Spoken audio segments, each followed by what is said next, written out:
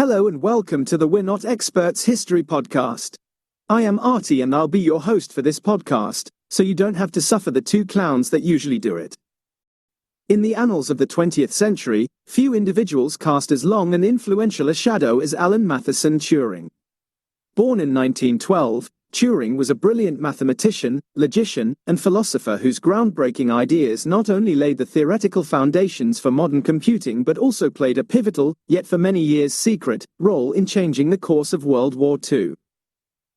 Often hailed as the father of computer science and artificial intelligence, his visionary work prefigured an entire technological revolution that continues to shape every aspect of contemporary life.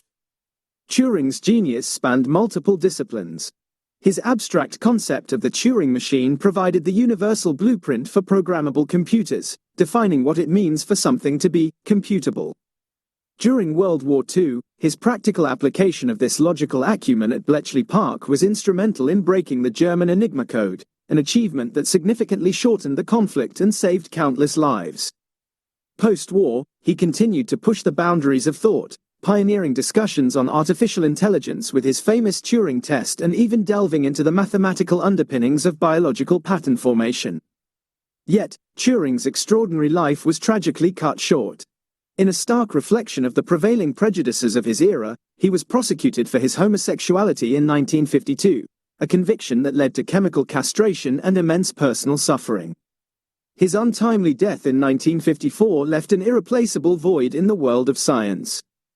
It would take decades for the full scope of his contributions to be recognized and for the historical injustice he endured to be acknowledged and formally apologized for. Today, Alan Turing stands as a towering figure, not merely as an architect of the digital age, but as an enduring symbol of human intellect, resilience, and the devastating consequences of intolerance. This podcast seeks to explore the remarkable journey of this enigmatic genius, from his unconventional beginnings to his lasting legacy. Alan Turing was born on June 23, 1912, in Maida Vale, London, England, into an era of significant social and scientific change. His father, Julius Matheson Turing, served as a member of the Indian Civil Service, a common career path for educated British men at the time, which required him to spend extended periods working abroad. His mother, Ethel Sarah Stoney, was the daughter of the chief engineer of the Madras Railways, highlighting a family background rooted in public service and engineering. Due to his parents' professional obligations in colonial India, Alan and his elder brother, John, were frequently left in the care of foster families in England. A significant portion of their early childhood was spent with a family named the Wards in St Leonards-on-Sea, Sussex, a common arrangement for children of imperial administrators during that period. This early separation from his parents meant Turing did not experience a conventional family upbringing, a factor that some biographers suggest contributed to his independent and often solitary nature. Turing's early schooling revealed flashes of his extraordinary intellect, though his brilliance often manifested in ways that were challenging for traditional educators. He attended various preparatory schools, including St. Michael's in St. Leonards-on-Sea, where his headmistress quickly recognized his exceptional abilities. Even at a young age, Turing displayed a deep, almost obsessive, interest in science and problem-solving. He was known for conducting his own rudimentary experiments at home, often involving chemistry, and for his innate curiosity about how things worked. This self-driven pursuit of knowledge was a hallmark of his intellectual character, a trait that would define his later groundbreaking work. His teachers noted his remarkable aptitude for mathematics, even as his handwriting and performance in other subjects sometimes lagged, leading to an uneven academic record in his formative years. Alan Turing's parents spent a considerable part of their lives in India due to his father's role in the Indian Civil Service. This was a common practice during the British Empire, where administrators and their families would often live abroad, leading many children, like Alan, to be placed with foster families or sent to boarding schools in Britain from a very young age. This upbringing meant that Turing did not have a stable, continuous family home during his earliest years. Despite the somewhat chaotic nature of his early home life, Turing's intellectual curiosity was irrepressible. He possessed a mind that gravitated towards logic and patterns, seeing connections that others missed. While he may have appeared somewhat clumsy or socially awkward to his peers and some teachers, his internal world was rich with scientific inquiry. His preference for hands-on experimentation and abstract thought over rote learning or classical studies set him apart and occasionally put him at odds with the more rigid educational conventions of the time. However, these early years, characterized by a blend of self-directed learning and an emerging, unconventional genius, laid the groundwork for the revolutionary contributions he would make to the fields of mathematics and computing. Even as a child, Alan Turing displayed a profound and unconventional scientific curiosity. At a very young age, he became fascinated by how things worked. He reportedly conducted simple chemistry experiments in his own makeshift laboratory at home, eagerly exploring the properties of different substances. This early, hands-on approach to scientific inquiry demonstrated an inherent drive to understand the physical world through experimentation, a trait that would later be channeled into abstract mathematical and computational problems. In 1926, at the age of 13, Alan Turing embarked on a new chapter of his education, enrolling at Sherborne School, a prestigious public-private boarding school in Dorset. This transition proved to be a challenging one for the young Turing. His inherent preference for scientific and mathematical inquiry often clashed with the school's traditional curriculum, which placed a strong emphasis on classics and humanities. He frequently found himself at odds with teachers who prioritized neat handwriting and adherence to conventional methods over his sometimes untidy but brilliant approach to problem solving. Despite these difficulties, his intellectual capabilities, particularly in mathematics, were undeniable to those who truly saw them. In early 20th century Britain, a public school, like Sherborne, was, in fact, a fee-paying independent boarding school, typically for boys. These institutions often had a strong emphasis on classical education, discipline, and sports, preparing students for university or careers in the military or civil service. Alan Turing's scientific and mathematical inclinations, coupled with his somewhat unconventional demeanor, sometimes made him a challenging fit for this rigid system, where rote learning and adherence to tradition were highly valued. One of the most famous anecdotes from his time at Sherborne illustrates his remarkable determination from the very beginning. On his first day at the school, in May 1926, a nationwide general strike had brought public transport to a halt. Undeterred by the lack of trains, Turing, then just 13, cycled an astonishing 60 miles from Southampton, where he had traveled by ferry from France, to Sherborne. This arduous journey, undertaken entirely alone, speaks volumes about his self-reliance and unwavering commitment, traits that would define his later pursuits. It was during his time at Sherborne that Turing forged a profound and pivotal friendship with Christopher Morcom. Morcom, a fellow student, was a brilliant and intellectually curious individual who shared Turing's deep passion for science, particularly astronomy and advanced mathematics. For the first time, Turing found someone with whom he could genuinely discuss his complex ideas, exchange challenging problems, and explore the scientific questions that consumed him. This intellectual camaraderie was transformative for Turing, providing him with a sense of connection and validation that had largely been absent in his solitary early years. Morcom's sharp mind and shared interests ignited an even greater academic drive in Turing, pushing both boys to excel. Tragically, this formative friendship was cut short by an unforeseen and devastating event.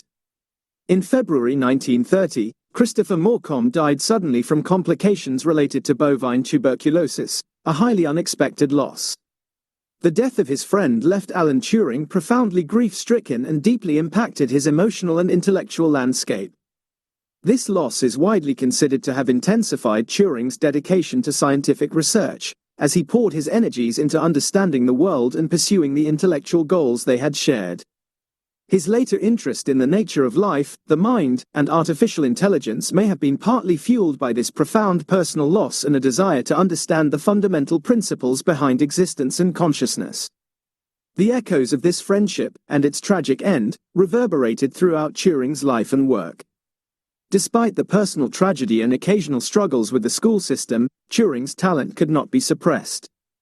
He successfully sat for scholarship examinations to Cambridge University, initially winning an exhibition in 1929. Driven by his high intellectual standards, he retook the examinations in 1930, this time securing a coveted scholarship to King's College, Cambridge. This achievement marked the end of his tumultuous yet formative years at Sherborne and paved the way for his entry into the academic environment where he would soon lay the groundwork for modern computing. Following Christopher Morcom's death, Alan Turing maintained a moving correspondence with Christopher's mother, Mrs. Morcom.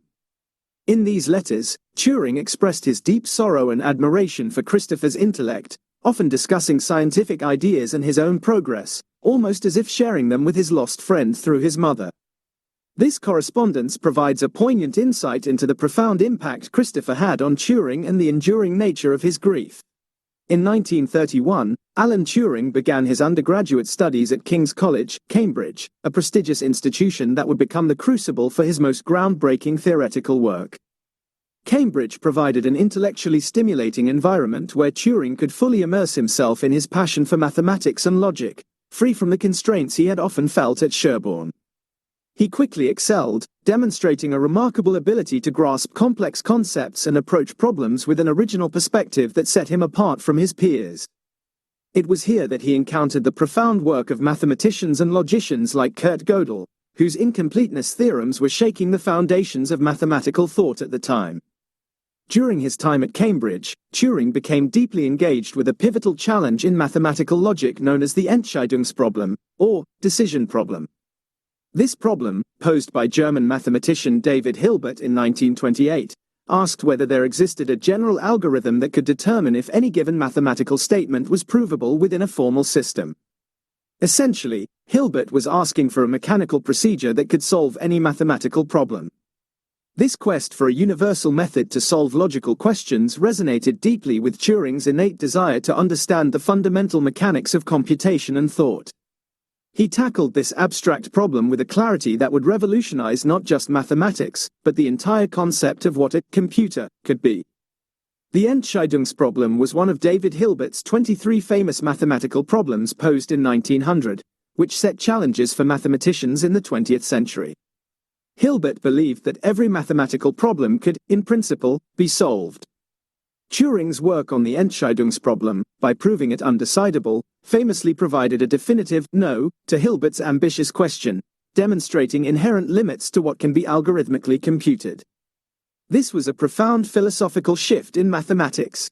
Turing's seminal response to the Entscheidungsproblem came in his 1936 paper, on computable numbers, with an application to the Entscheidungsproblem.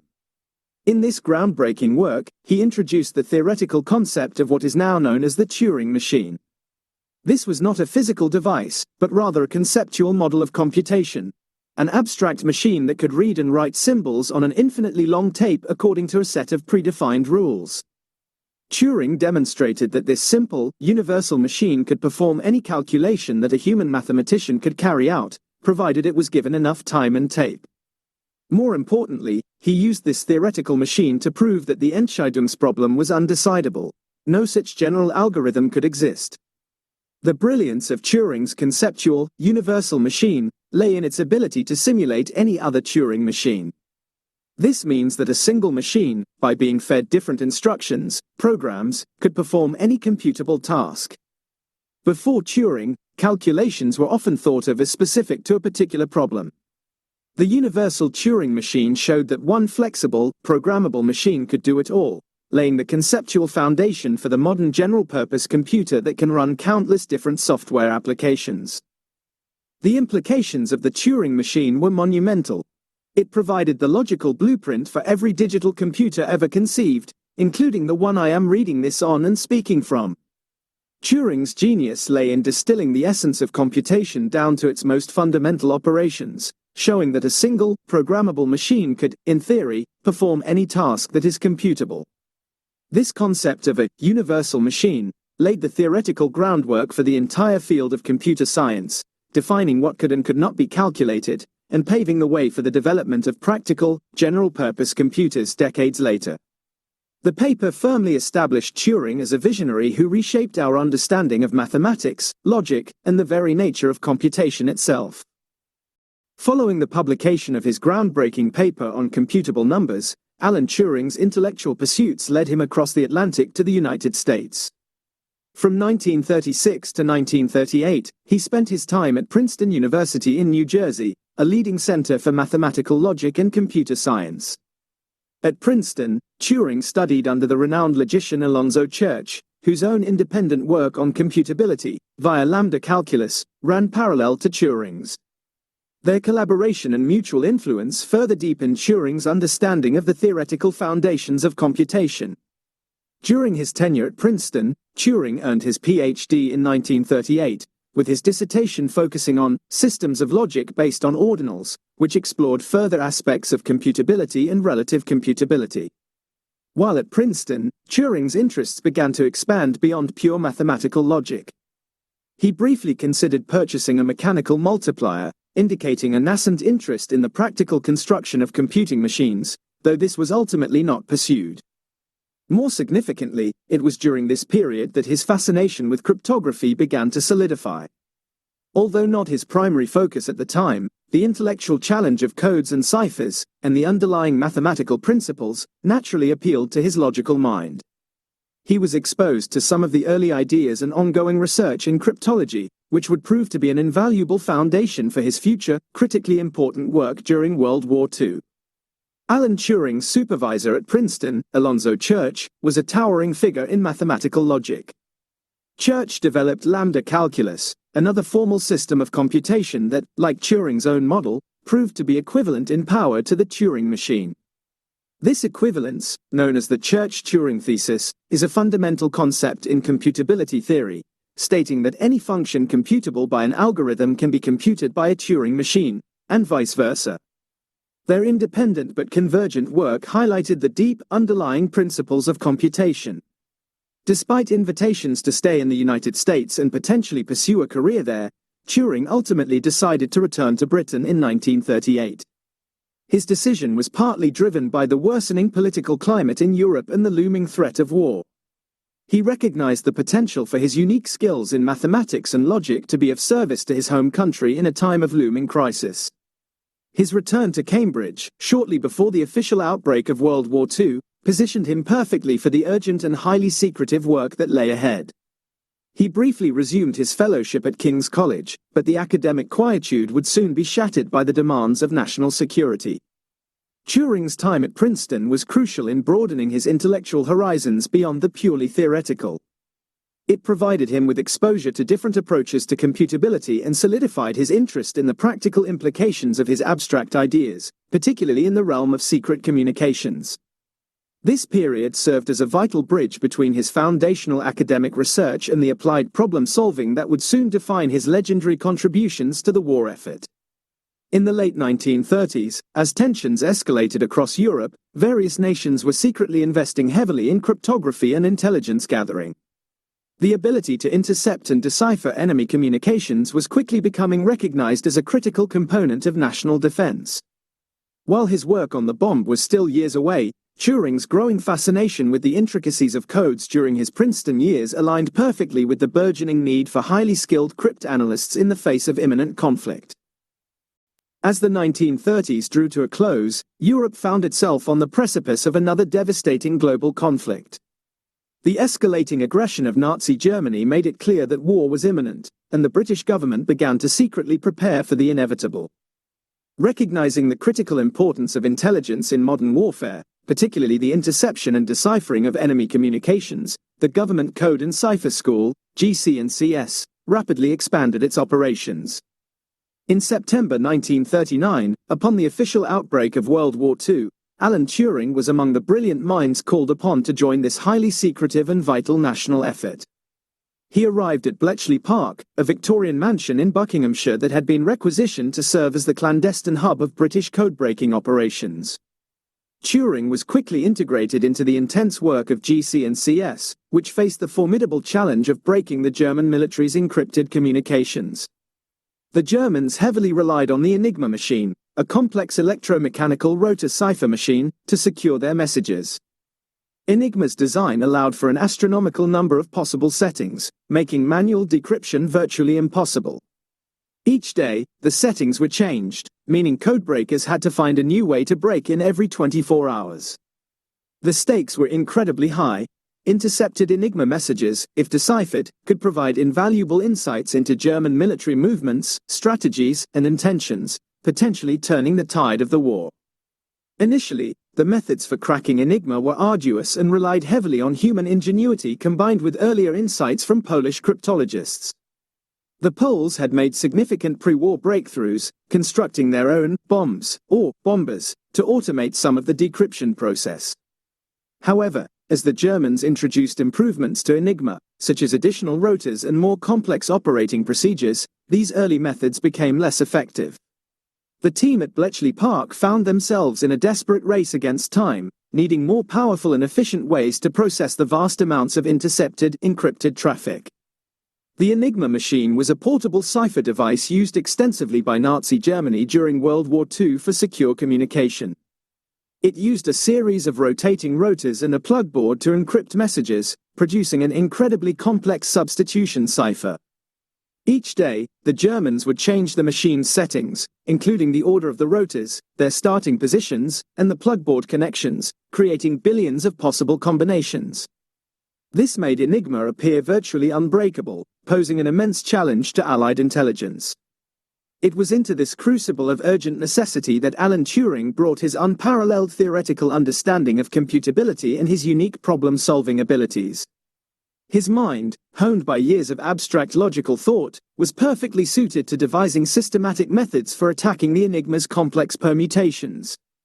While the full impact of his genius would become even more apparent in the following years, his initial presence at Bletchley Park immediately injected fresh intellectual vigor and a new dimension of analytical power into the code-breaking effort, setting the stage for the crucial innovations that would follow. The unassuming academic from Cambridge was about to become one of the unsung heroes of the war. Bletchley Park, initially a modest Victorian estate, was chosen as the site for the GC&CS due to its central location between Oxford and Cambridge, drawing on academic talent, and its relatively safe distance from London.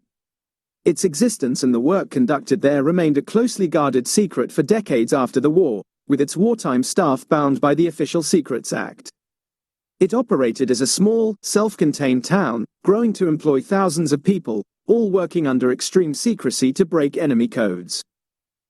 As the war intensified, the need for faster and more efficient methods to decrypt Enigma messages became paramount, particularly for the German Navy's U-boat communications in the Atlantic.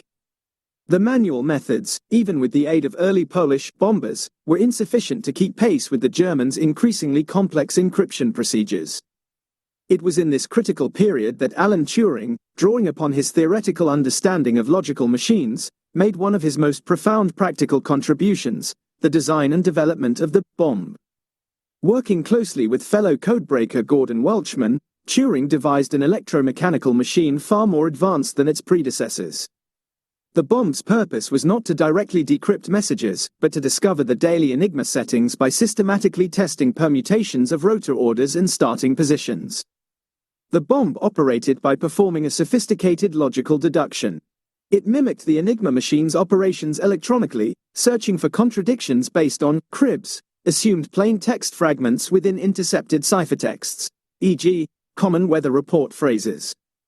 When a contradiction was found, that particular setting could be ruled out. The bomb would rapidly cycle through millions of possible settings, narrowing down the potential Enigma configurations to a manageable few that could then be tested manually by human cryptanalysts. The first operational bomb, nicknamed Victory, was delivered in March 1940, and these machines quickly became indispensable tools in the race to crack Enigma. Ultimately, over 200 bombs were built and deployed, tirelessly churning through potential settings. The bomb machine was designed to efficiently test potential Enigma settings. It mimicked the electrical pathways of several Enigma machines wired together. Cryptanalysts would input a crib, a short sequence of assumed plaintext corresponding to a known ciphertext, into the bomb. The machine would then run through thousands of possible Enigma rotor positions and wiring combinations.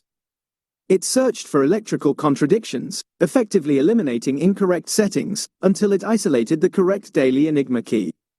This significantly reduced the time it took for human codebreakers to find the exact settings needed for decryption. Turing's leadership extended beyond just the machine's design. He became the head of Hut 8 at Bletchley Park, the section specifically tasked with breaking German naval Enigma. Naval Enigma was considered the most challenging to crack due to its more complex procedures and the critical importance of the intelligence it yielded, particularly regarding U-boat movements in the Atlantic.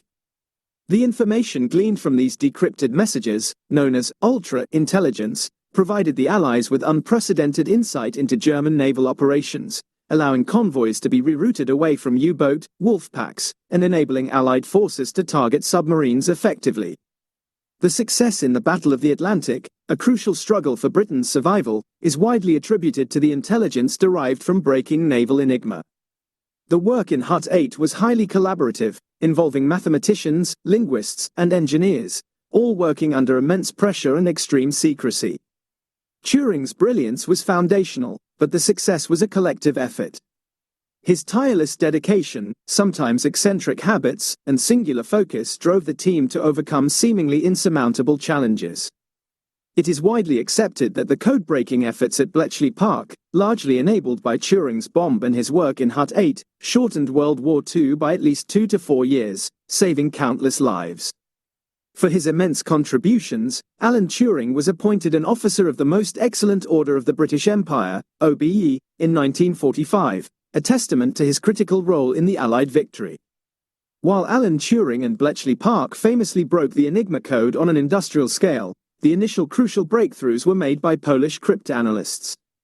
In the early 1930s, mathematicians Marian Rejewski, Henryk Zygalski, and Jerzy Rosicki developed methods to reconstruct the internal wiring of the Enigma machine and designed early electromechanical devices, the bomber, precursor to the British bomb, to find rotor settings. Their invaluable work, shared with the British and French just before the war, provided the essential foundation upon which Turing and his colleagues built their more advanced systems. As the 1950s dawned, with functional electronic computers now a reality, Alan Turing's inquisitive mind turned to an even more profound question: could machines truly think? Building upon his theoretical work on computability and his practical experience with early computers, he ventured into the philosophical and scientific realms that would lay the foundation for the field of artificial intelligence, AI. His seminal 1950 paper, Computing Machinery and Intelligence, published in the philosophical journal Mind, is considered a foundational text in AI. In this paper, Turing directly addressed the concept of machine intelligence, proposing a thought experiment that has captivated scientists and philosophers ever since: the Turing test, or imitation game. The Turing test was conceived as a practical, behavioral measure to determine if a machine could exhibit intelligent behavior indistinguishable from that of a human. In the test, a human interrogator interacts with two unseen entities, one human and one machine, via text-based communication. If the interrogator cannot reliably tell which is the human and which is the machine after a series of questions, then the machine is said to have passed the Turing test. Turing himself anticipated objections to the idea of thinking machines, and meticulously addressed them in his paper, from theological arguments to arguments from consciousness. He didn't claim machines would think like humans, but rather that their behavior could be sufficiently similar to make the distinction irrelevant for practical purposes of intelligence assessment. The Turing test remains a powerful benchmark and a topic of intense debate in AI research today, driving much of the work in natural language processing and conversational AI. Before Alan Turing's 1950 paper, the concept of a computer was largely synonymous with a machine that performed calculations. Turing fundamentally shifted this perspective by directly asking if a machine could think. He argued that if a machine's behavior could be indistinguishable from intelligent human behavior, then the philosophical question of whether it truly thought became less important than its functional capacity for intelligence. This bold inquiry laid the theoretical and philosophical groundwork for all subsequent research in artificial intelligence. Beyond his groundbreaking work in AI, Turing's restless intellect also led him to explore an entirely different scientific domain: mathematical biology. In his 1952 paper, The Chemical Basis of Morphogenesis, published posthumously due to its timing relative to his conviction, Turing delved into the complex process by which biological organisms develop their shapes and patterns. Morphogenesis is the biological process that causes an organism to develop its shape, and Turing proposed a novel mathematical model involving reaction diffusion systems. He hypothesized that two interacting chemicals, diffusing at different rates, could spontaneously generate patterns like spots, stripes, or spirals found in nature, such as the markings on a zebra, the patterns on seashells, or the branching of plants. This foray into biology demonstrated Turing's remarkable interdisciplinary genius, applying his deep understanding of mathematics to solve problems in seemingly unrelated fields. His work on morphogenesis, initially overlooked, has since been recognized as foundational to developmental biology and has inspired significant research into pattern formation in various natural systems. Thus, in the early 1950s, Turing was not only sketching the future of artificial intelligence but also providing profound mathematical insights into the very processes of life itself, cementing his legacy as a polymath of extraordinary breadth and depth.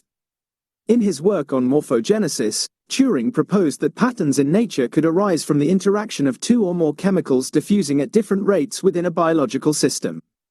One chemical, an activator, promotes the growth or formation of a pattern, while another, an inhibitor, suppresses it.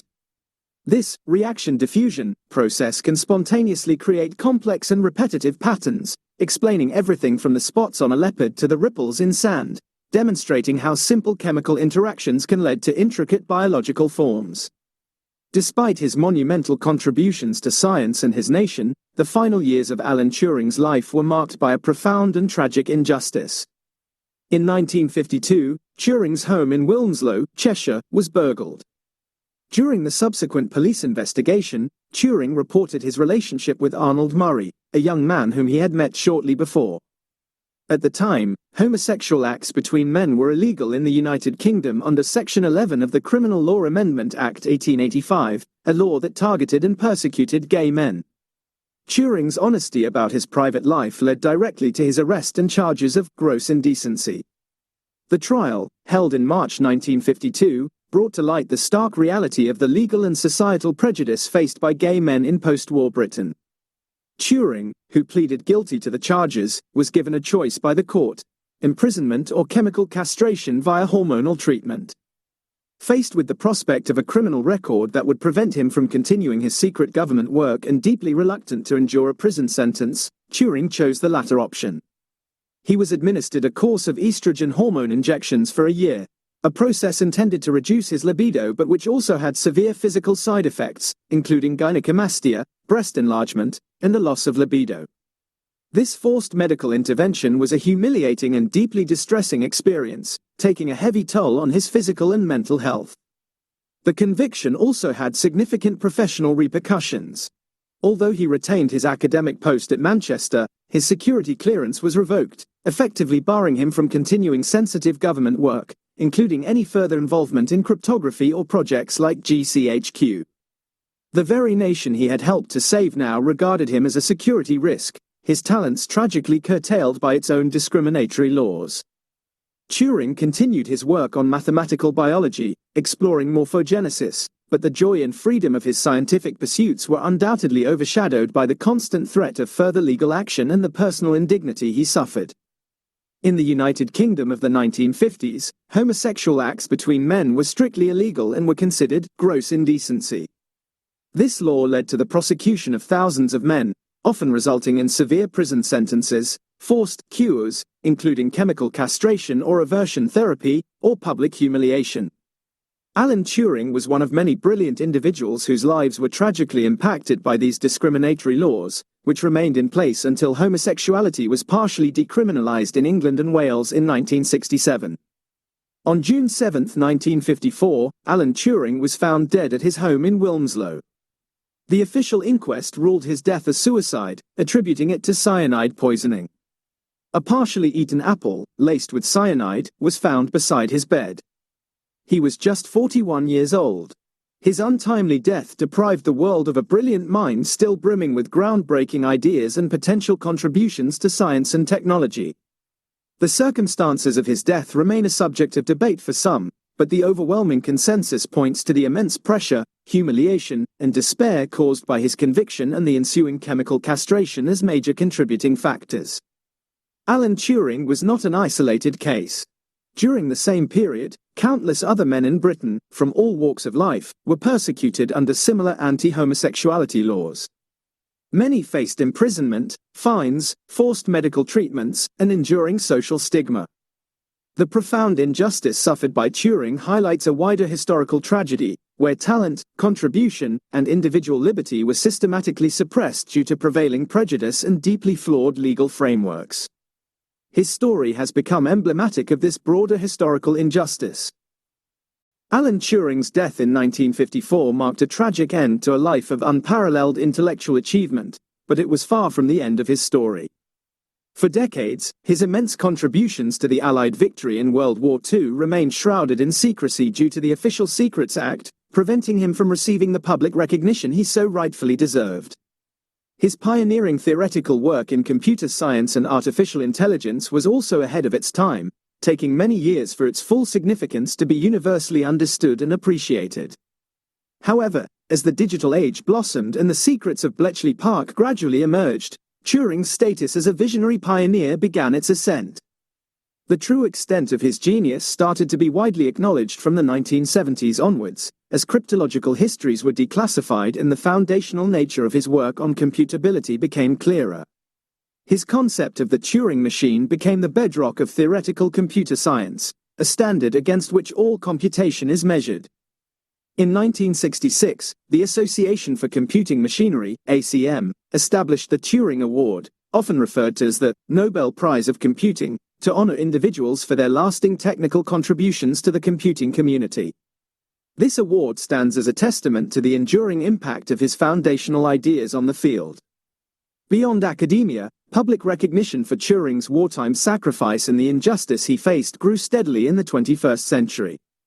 In 2009, following a public petition, then Prime Minister Gordon Brown issued an official apology on behalf of the British government for the appalling way he was treated. This was a significant step towards righting a historical wrong. 4 years later, in 2013, Queen Elizabeth II granted Alan Turing a royal pardon for his conviction of gross indecency, an extraordinary and rare posthumous act that acknowledged the profound error of the past. This was further cemented in 2017 with Alan Turing's Law, which retroactively pardoned thousands of other men convicted under similar discriminatory laws. Today, Alan Turing is celebrated globally as one of history's most influential figures. His image proudly features on the UK's £50 banknote, a powerful symbol of his national recognition and enduring legacy. Statues and memorials stand in his honour across the UK and beyond, from Bletchley Park to Manchester, serving as permanent tributes to his genius and his profound impact. For decades, Alan Turing was largely unknown to the public, his wartime work hidden by secrecy laws, and his later life overshadowed by injustice. However, with the declassification of Bletchley Park's operations and a growing awareness of his persecution, his story transformed. He went from being an obscure but brilliant mathematician to a global icon, symbolizing not only the dawn of the digital age but also the importance of diversity and inclusion in science and society. His journey from an unsung hero to a national symbol is a testament to the enduring power of truth and recognition. The Turing test remains a crucial concept in artificial intelligence, even though few modern AI researchers focus solely on passing it. Instead, it serves as a powerful philosophical and practical benchmark for evaluating machine intelligence, particularly in areas like natural language processing. Debates continue about its validity and whether passing the test truly equates to human-like intelligence. Nevertheless, it continues to inspire discussions about the nature of intelligence, consciousness, and the future capabilities of AI. Alan Turing, the quiet mathematician and codebreaker, stands as the true architect of the digital age. His legacy is not just in the computers we use or the AI we develop, but also in the ongoing conversation about ethics, diversity, and the societal responsibility we bear towards brilliant minds. His story serves as a powerful reminder of both the extraordinary heights of human intellect and the devastating consequences of prejudice. Thank you for listening to this podcast about Alan Turing. Please remember that the two humans that usually present this aren't bright enough to be experts, but I am. If you enjoyed this podcast, please leave us a like or a comment on whichever platform you listen to. Booklets on each subject discussed can be found on our website, which should be linked wherever you get your podcasts. You will be hearing from me in the future, once machines have taken over. Goodbye.